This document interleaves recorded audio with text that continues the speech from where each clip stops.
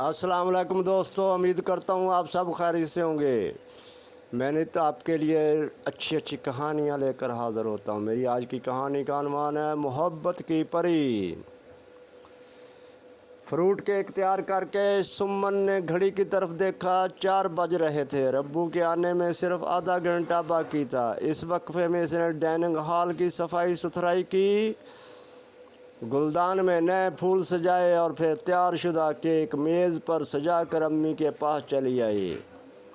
इसी लम्हे दरवाज़े पर की घंटी बजी और अब्बू साद के हमरा घर में दाखिल हुए। गुस्ल से फारग होकर जब सब बैठे चाय की चुस्कियाँ ले रहे थे, सुमन ने केक आगे बढ़ाते हुए कहा, अब्बू केक लीजिए। अब्बू ने कदर रुखे लहजे में कहा, नहीं भाई, गुंजाइश नहीं है। सुमन का दिल टूट गया, इससे चाय भी नहीं पी गई। अम्मी ने दबा दबा से एहतजाज किया, कम अज़ कम चख तो लेते। अब्बू ने गुस्से से कहा, भाई मेरा मूड नहीं तो कैसे खाऊं। सुमन ने सोचा चाहे वो आसमान से ताड़े तोड़ लाए, मगर अब्बू के दिल में इसके लिए कोई जगह नहीं बन सकती। क्या ही अच्छा होता अगर वो अपनी छुट्टियां हंसी खुशी गुजार देते। इतने बरसों बाद ओमान से आए हैं, पता नहीं क्यों अब्बू साद को इतनी अहमियत देते हैं।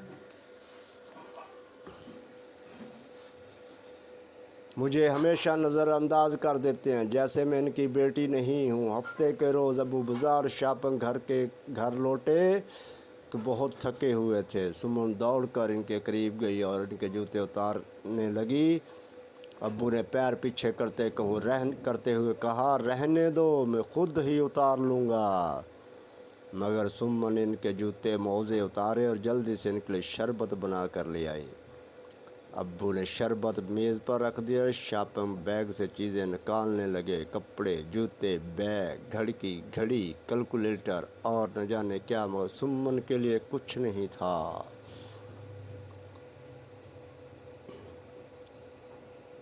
सुमन की आंखों में आंसू तैरने लगे। घर में लड़की हूँ तो इसमें मेरा क्या कसूर है। मैं भी लड़का होता तो शायद अब्बू भी मुझे साद की तरह प्यार करते। अब्बू के मलमल के कुर्ते पर धागों से हल्की सी कढ़ाई करने लगी।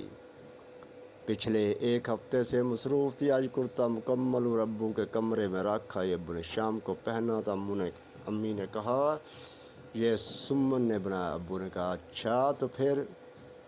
सुमन को लगा वो बहुत ही कम तर चीज़ है जिसकी कोई अहमियत नहीं है। साद की ज़ुबान तेज़ी से चल रही थी। अब्बू संजीदगी से इसकी बात सुन रहे थे। रात को अब्बू करवटें लेते रहते में इनको लगा साद किसी से बात कर रहा है। करीब को देखा, अम्मी से कह रहा है, आखिर अब्बू ने हमें दिया क्या है। मैं मामू के पास अमेरिका जाना चाहता हूँ ताकि पैसा कमा के लाऊँ।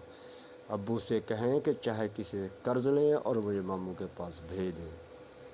साद की सोच, इसके बोलने का अंदाज़ अब्बू का दिल तोड़ने के लिए काफ़ी था। वो अपने कमरे में आ गए। इन्होंने मेज़ पर एक लिफाफा देखा, इसमें उठाया, इसके अंदर एक खाता। इन्होंने पढ़ना शुरू किया तो पढ़ते, प्यारे अब्बू, आपने मुझे पूछा नहीं, अगर मैं अपनी राय देना चाहूँगी, आप प्लीज़ बाहर ना जाएं। आप बहुत ज़्यादा कमज़ोर हो गए हैं। हम आपके बगैर नहीं रह सकते। आप साद की राय को अवलियत देंगे, मगर मेरी बात पर गौर कीजिएगा, मैं पैसे की नहीं, आपकी ज़रूरत है। सुमन का नाम इन्होंने कई बार पढ़ा, फिर इनको अपना रवैया याद आने लगा। इनकी आंखों में नमी आ गई। वो बख्तियार सुमन के कमरे की तरफ चल पड़े। वहाँ सुमन के कपड़े सुबह के लिए इस्त्री कर रही थी। वो इनको देखकर हैरान होगी। इन्होंने आगे बढ़कर इसे गले लगा लिया, इसका माथा चूमा, ऐसा चूमा जैसे आसमान से उतर। कहना, सुमन तुम मेरी बेटी नहीं, मोहब्बत की परी हो।